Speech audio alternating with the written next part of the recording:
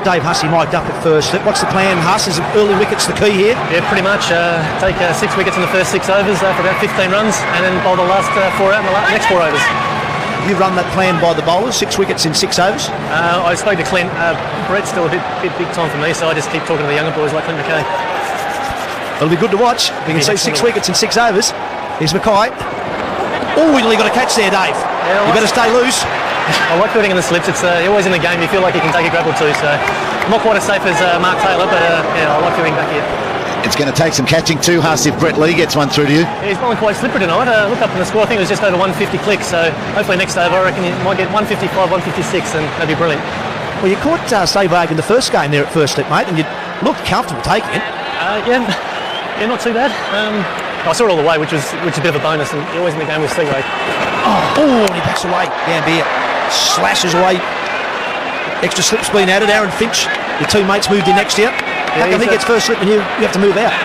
Finch is 1.5 or 1 and 1.5 slip. I'm at 2, so they give me grief about Aaron's body shape, so better tone it down. Mate, he might just bash you in a minute. Can I take an opportunity to apologise to Mr. and Mrs. Finch for running their son out? Drove all the way up from Colac to watch him bat. Sorry, Mr. and Mrs. Finch. Well, hold. Well, Huss, we've noted the apology. I'm not sure if it's been accepted or not. I'm not sure it's been accepted by Aaron either. Just looking at his face next to him. Yeah, we're okay. We're pretty good. We're strong down the Vicks. Here's that run out again. It was a good call, Huss. It was a real good call, mate. Yeah, it wasn't a great call, was it? Probably. I think we should have raised that part of tonight's entertainment and watch the next 6 wickets fall very quickly. No, 12 more replays and we'll be done with that. Very good. Good over this. Very good over. Come on, Clint, finish. 4 dot ball so far. Down the leg side, that may be a wide. And it is a wide. Good take with Matthew Wade. He's had to cover good ground and do it cleanly. No problem.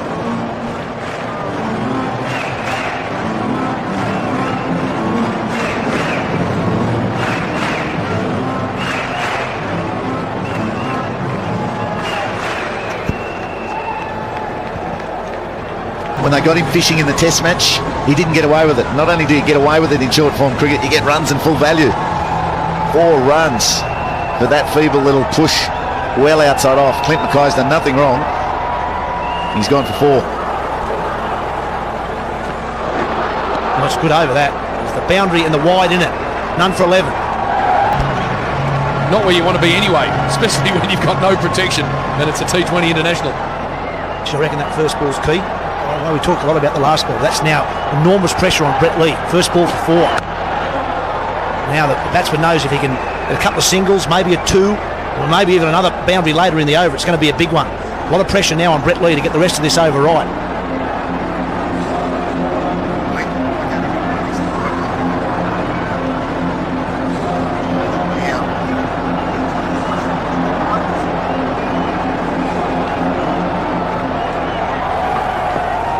There's a great perspective from our Vodafone spider cam. Look at that, right behind the keeper. See if there's any swing. Worked it away on the onside. Settle for 1. Probably a bit short, that delivery, to get the ball to swing. Puts shudders into an old batsman though. Looking at a bloke at 150 comes steaming in. And Sewag not as good a runner between wickets as some of his teammates. So the Australian fielders will be aware of that. And they may even give him a bit more latitude than they would the others.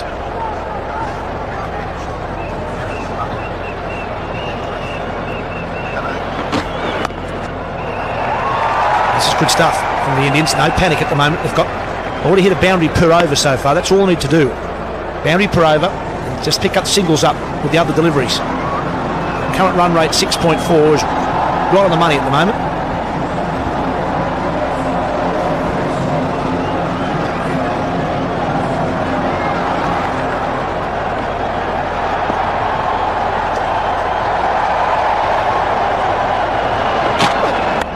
Sole ball for Brett Lee. Nicely waited on. I say, right, just a single. Good start. There, no real risks being taken. No really stupid shots or anything that's not on. They're just waiting for the one to come and they're playing it well. They're striking at the rate that they require. So it's a nerve-wracking start for Australia.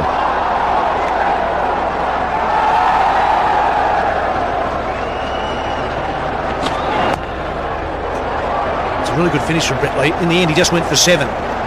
It's none for 18.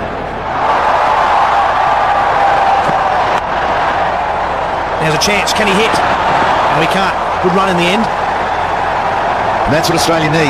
Every run India tries to pinch needs to be pressure-packed.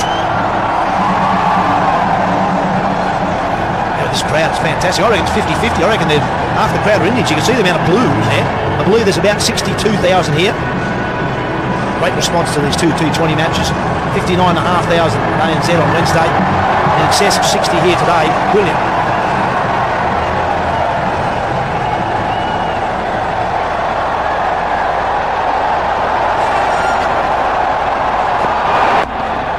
Might look for 2 here. Settle for 1. And I also see a lot of the crowd come back for that game on Sunday. I think we're in for a really good series now. This Indian side really seem to have picked up their play. Bear in mind they're also the World Cup holders in one-day cricket. And Sri Lanka, who were the 3rd side in the Tri-Series, were the losing finalist in that competition in the subcontinent last year. So we've got 3 quality one-day sides playing in that competition. Promises to be a beauty now that it looks to me like India have lifted their game. And he also has the subtlety to just drop the hands on it and run it down through 3rd or 4th slip for a boundary as well. So then you bowl straight and he works on the outside. That's a quality cricket shot, that. And then the next ball, not that much straighter, probably off stump. He jumps and flicks it the other side of the pitch. Well, I'm not sure what's going on there. It looked like Sehwag wasn't ready in it. He's at the non-strikers end. I reckon what he was saying is that David Hussey had moved from second slip to like a floating 3rd and a half, and he didn't think that Gautam Gambhir had seen it. So you watch here, he sees him go round. He doesn't think that the batsman's seen it, so he jumps in. Actually, you did right, James. That was well done. Because if he runs one straight to the fieldsman, particularly if it's in the air, he won't be too happy.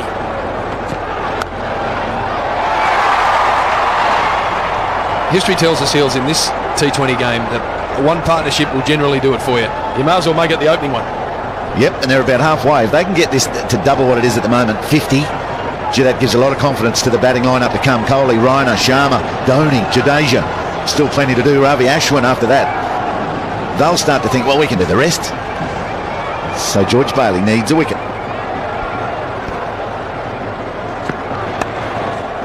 Also tucked away. He's looking for 2, Gambhir.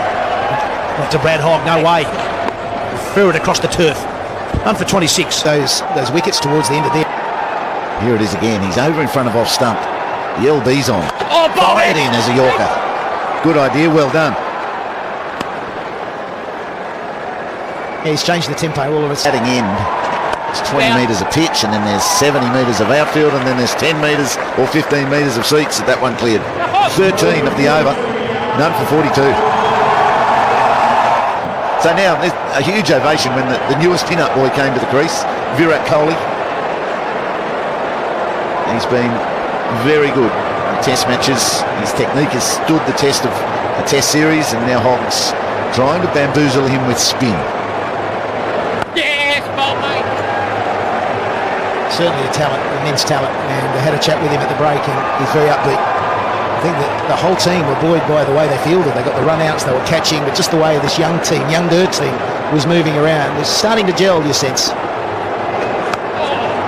Timing good.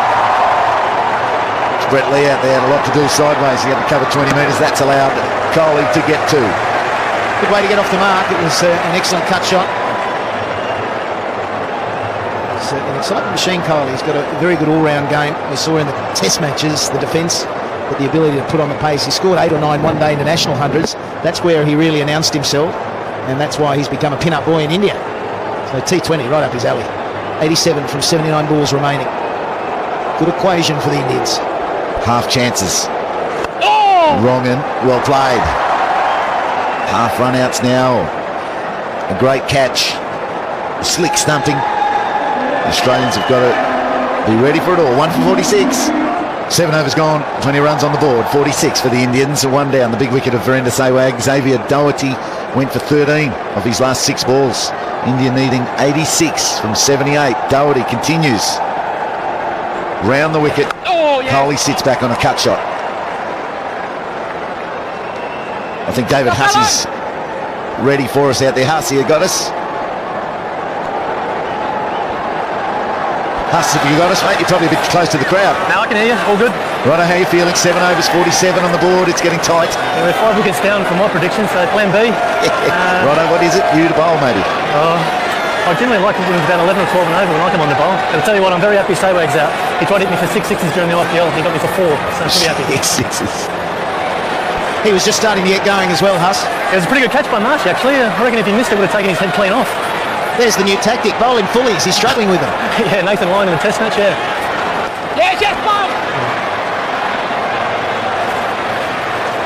Need a couple of dots here, gents. Get the run rate up to about probably 8.5 and over, and then there's a little bit of fireworks at the end, I reckon.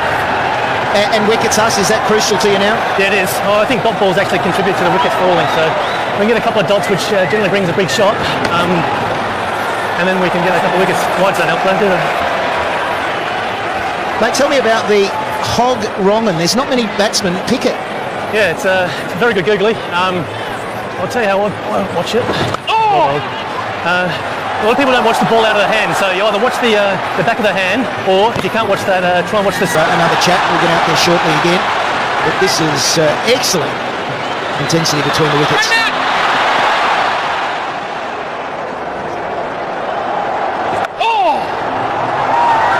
Well, there's a classic too. That's a brilliant delivery, speared in it off, and somehow Virat Kohli has found a way to get a single. 1 for 54, 12 overs to go. It's Vodafone Spider-Cam, very busy and getting in nice and close. It's footage that we've never seen before. I mean, getting out so close and down to pitch level, and then out it goes. Righto, Brad Hogg. Half volleys are hittable. The length of the bowler is important. The Indian spinners were so good at not giving the Australians any. And the other thing was Australia were 4 down. They lose wickets, so they couldn't take many risks. There's such freedom now. 1 for 64, the Indians. Gambia knows if he goes on and makes 50, that's probably all he's got to make. Another 23, 25 runs. The team's in good shape.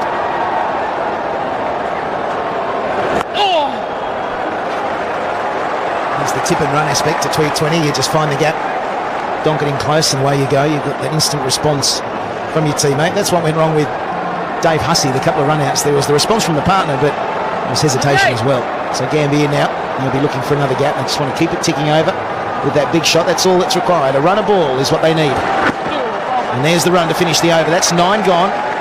India still on top. Australia needing wickets. 1 for 66.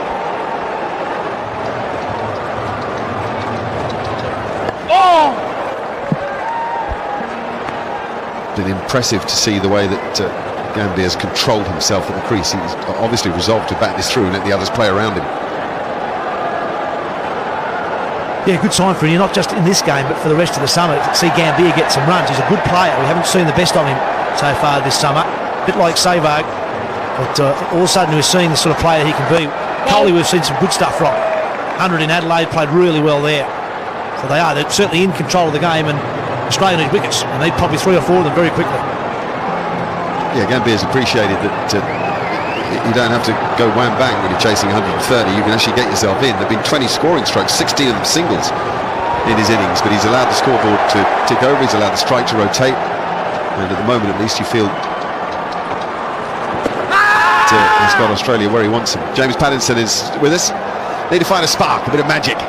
Yeah, they definitely do here. 1 for 73 and doing it easy, the Indians. I think David Hussey is our man with 2 for 4 the other night. I'm sure the Australians would love another 2 for 4 off David Hussey tonight. That's a Gambia strength, little chips off the spinners, and he can come down and smack him out of the park too, but he's very good at getting inside out and just working the ball into spaces. That's a couple. He loves using his feet to spin. Very orthodox player, actually, got him Gambia. He's run into trouble in Australia with the extra bounce. That seems to have worried him the most. This situation is right up his alley because he doesn't overplay his hand. He works the ball around nicely. And as Mark just said, he chips the ball away. It's just been the bounce around about off stump that's worried him. There's another one of those little chips. Beautifully played. Lovely placement. Yeah, knows exactly what he's doing, and the required rate's down to 6.2. It's 1 for 77. Here's Clint Mackay back into the attack. 2 overs for 13 when he bowled with the new ball. They're not coming. They thought about a second, and then Kohli even deciding no. I think he realises just how much control India have got here, and there's no reason to hand anything back to the Australians. You're not down there with Merv Hughes. I'd take the bloke next to me now, James Patterson. I'm not going to say the new Merv Hughes because I think I've been very unkind to you to say that, but I wouldn't mind taking this man down there. I think that the old Bay 13 are going to love this guy next to us.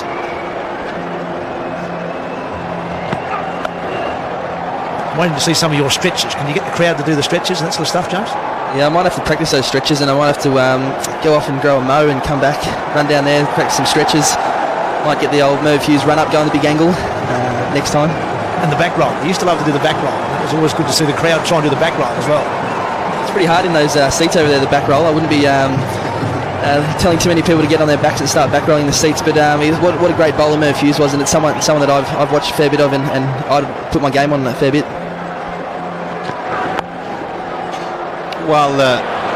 While we've it's all right, Gambia new, I think. While we got you here, mate, for people who weren't with us right at the start of the show, what's the plan? You're going to make it for the Commonwealth Bank Series? Yeah, I've been back in the nets this week bowling, and got 2 weeks of bowling in the nets, and then hopefully be back available for selection there, and that'll take me to probably halfway through the Commonwealth Bank Series, and then obviously off to the West Indies. Well, what about a wicket falling here? That would really throw a cat amongst the pigeons. I reckon he's got a charge. He's got to come